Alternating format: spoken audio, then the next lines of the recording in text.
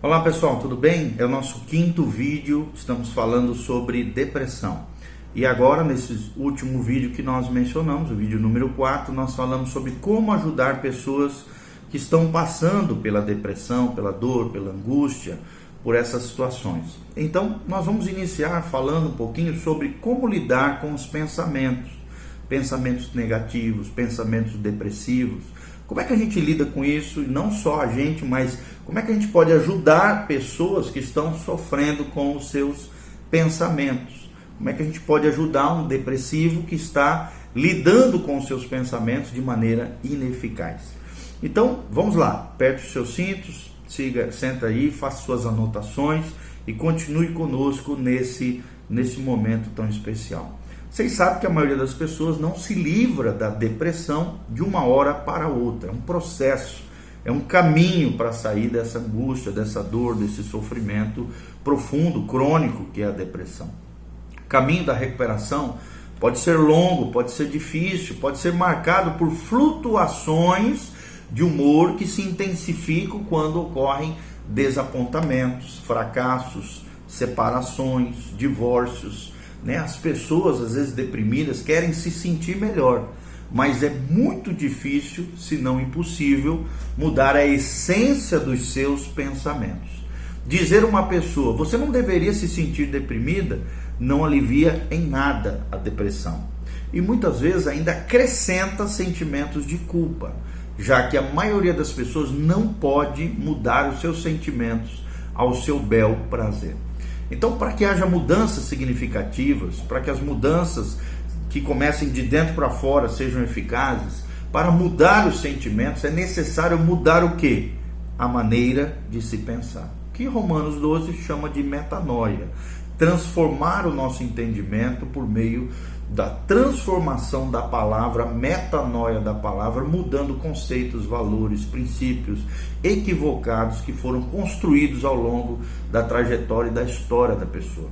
Quando surgem os problemas e desilusões, é bom perguntar àquela pessoa que nós estamos ajudando, ao nosso aconselhado, o que eles pensam a respeito desses problemas, dessas desilusões.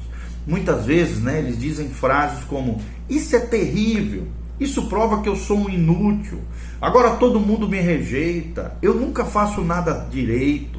E essas afirmações expressam o quê? Uma autocrítica, um complexo de inferioridade, que muitas vezes não se baseia em fatos reais, mas apenas em enganos, engodos, em sofismas, que são mentiras com aparência de verdade, constituídas na mente humana, que a Bíblia chama de fortalezas mentais. Por exemplo, se uma pessoa tem um fracasso, isso não quer dizer que ela seja inútil ou que ela seja rejeitada. Um fracasso significa simplesmente que não somos perfeitos, e ninguém é, que cometemos um erro e que devemos procurar não fazer a mesma coisa no futuro. Para que possamos aconselhar de maneira mais produtiva, devemos então estimular essas pessoas que estão sofrendo com esse tipo de pensamento a reexaminar os seus pensamentos, que acabam provocando a depressão, e questionar as suas atitudes diante da vida, diante dos desafios da vida que ela está enfrentando. Em um artigo popular, numa revista popular, sobre esse assunto, uma mulher escreveu que sua depressão tinha sido desencadeada por uma maneira de pensar do tipo: tenho que ser perfeita como anfitriã, como mãe, como esposa e como amiga. Não posso falhar. E ainda tenho que dar a minha contribuição à comunidade, trabalhando nas comissões e atendendo a todos os que pedirem contribuições. Ou seja, essa senhora, essa mulher, tinha estabelecido um nível de exigências que ela mesma não tinha condições de alcançar. E ao fracassar com seus propósitos, com seus anseios mais profundos, ela acabou entrando em depressão. E para chegar à recuperação foi necessário ajudá-la a compreender o caráter falível da natureza humana. Os seres humanos são frágeis, os seres humanos são vulneráveis, os seres humanos são falíveis. O caráter falível da natureza humana é necessário compreendermos e ajudarmos as pessoas a compreender. E aceitar o fato de que todos nós fracassamos de vez em quando ao longo da nossa história. Então, às vezes, né, os cristãos se convencem de que precisam estar sempre espiritualmente dinâmicos, entusiasmados, cheios de fé, mas nunca amoados, letárgicos ou desanimados. Irmãos, o desânimo veio até ao grande profeta Elias.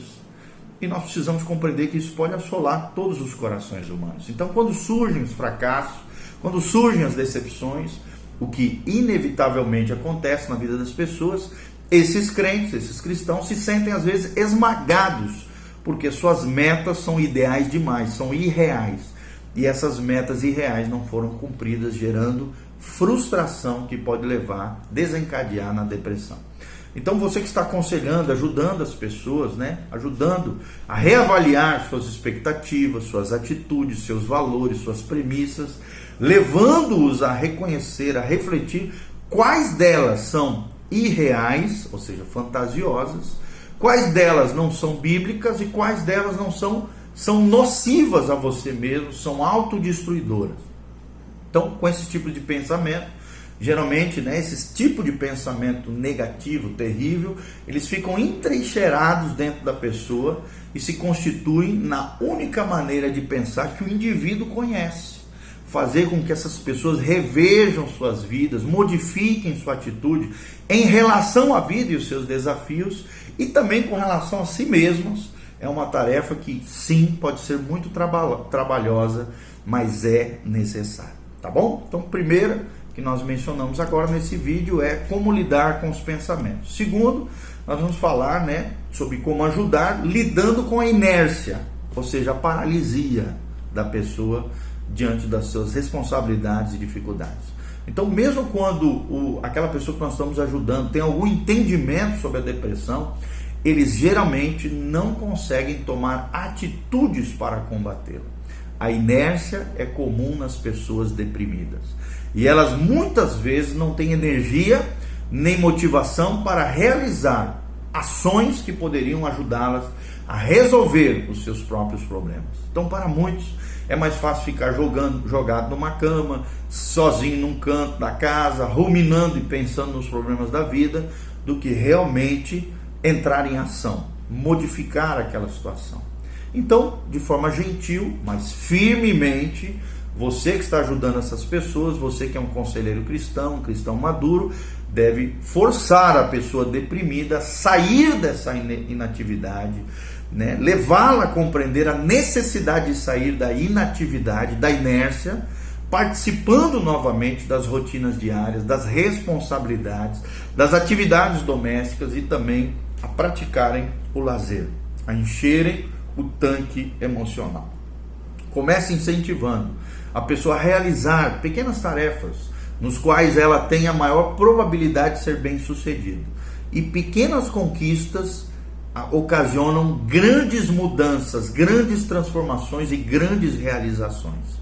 Isso é muito importante, né? Pequenas tarefas que tenham maior probabilidade de serem bem-sucedidas. Ajude a pessoa nisso.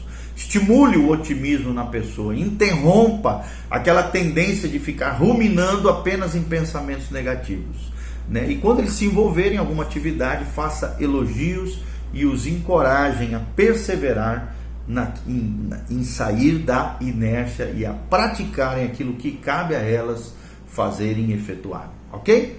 Outro ponto muito importante, como é que nós vamos lidar com o ambiente? Se você vai ajudar um depressivo, você precisa lidar com o ambiente onde está inserido esse depressivo. A depressão é comum principalmente nos meses de inverno, né? Nos países muito frios, os índices de depressão são muito maiores do que nos países mais calorentos. Principalmente nas pessoas, né, que vivem nesses países mais frios, a depressão é muito comum.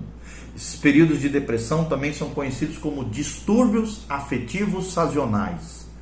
Parecem ser causados, pelo menos em parte, pela diminuição da incidência da luz do sol na vida da pessoa. Uma pesquisa, né, tem demonstrado que a maioria dos pacientes com depressão sazonal, ou seja, no período principalmente do inverno, melhoram sensivelmente após uma exposição à iluminação fluorescente intensa. Descobertas como essa, né, indicam que uma mudança no ambiente pode sim reduzir a depressão em vários casos.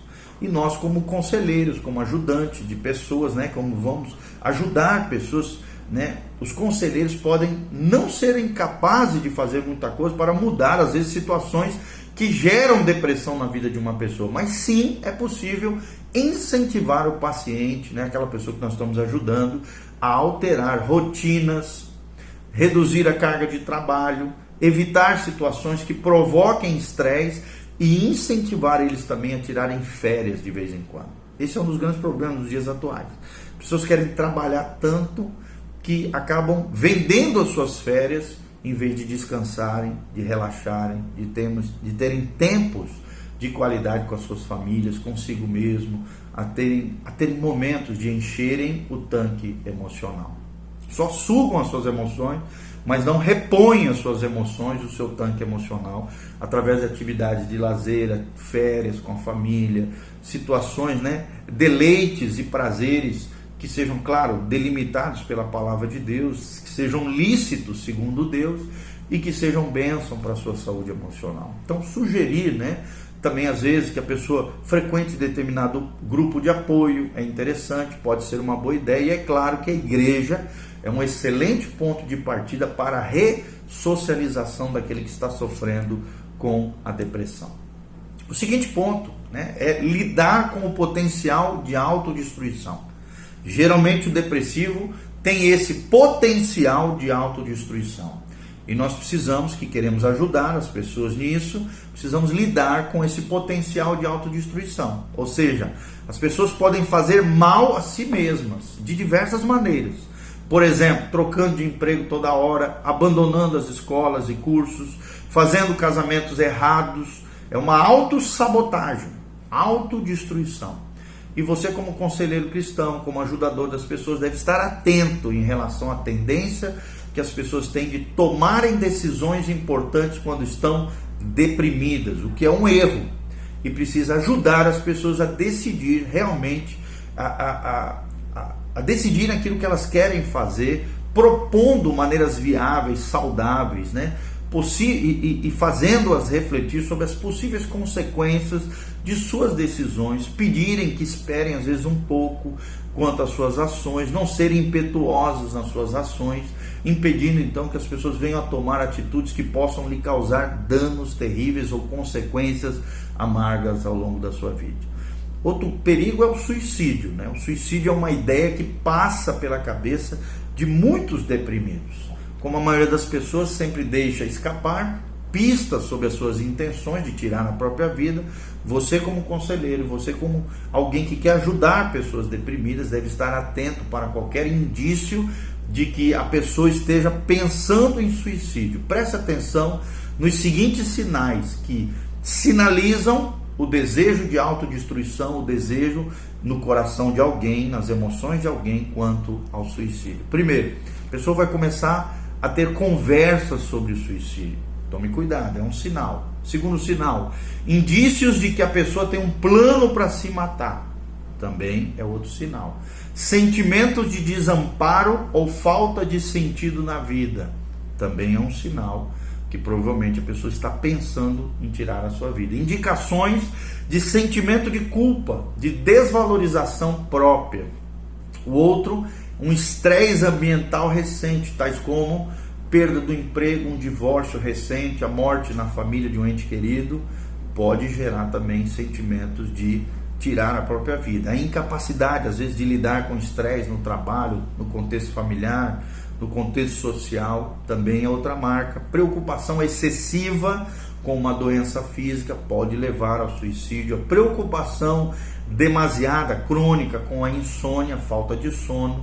A evidência também da própria depressão, a desorientação ou atitudes desafiadoras demais, né, o que os especialistas chamam de borderline, ou seja, pessoas que gostam de estar na borda, na fronteira da linha da vida, no perigo, atitudes desafiadoras. É perigosíssimo isso. Tendência também de se mostrar dependente e insatisfeito ao mesmo tempo. Uma súbita e inexplicável mudança de humor crônica, mostrando-se alegre, jovial, o que geralmente significa que a pessoa já tomou às vezes a decisão de suicidar-se. Tem que tomar cuidado com esses altos e baixos, né, emocionais. Essa mudança súbita, inexplicável de humor pode levar também ao suicídio. E também outro tópico é o conhecimento sobre as formas mais eficientes de suicídio. Ou seja, a pessoa começa a olhar muito sobre armas de fogo, começa a procurar elementos químicos que podem matar a pessoa, como o monóxido de carbono, né, que é o gás, né, utilizando o gás do próprio carro para se matar, cortar os pulsos, né, coisas assim, drogas, exageros e envolvimento crônico com droga, né, se utilizando desses métodos, né, como por exemplo a overdose, né, começa a se drogar demais, começa a tomar muita medicação para tentar tirar a sua vida. Isso é muito perigoso. Quando a pessoa começa a buscar mais conhecimento sobre formas eficientes de suicídio, é um alerta com relação a pessoas que estão ali ao nosso redor. E um histórico também, às vezes, de tentativas de suicídio, né? Pessoas que já tentaram antes e que geralmente vão querer, baixo influência maligna, a tentar de novo. Então, nós não podemos hesitar em perguntar isso, em tratar desse assunto, a conversar sobre esse assunto, por mais dolorido e terrível que seja. Precisamos, né, conversar, deixar a pessoa falar sobre isso e ao mesmo tempo ajudá-las a lidarem com as suas dores, com as suas mazelas, não ficarem presos ao sentimento de culpa, né, que pode sim também levar a dores crônicas, angústias tremendas e podem levar ao suicídio, ok? No vídeo seguinte nós vamos falar mais sobre como evitar a depressão.